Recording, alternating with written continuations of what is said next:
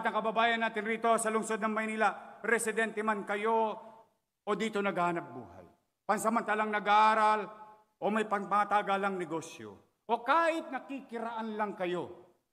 Ito po ang mensahe ko sa inyo. May gobyerno na muli sa lungsod ng Maynila 24/7. Ibabalik natin ang isang gobyernong matino at may puso. Ibabalik natin ang maaliwalas at panatag na pamumuhay para sa mamamayan.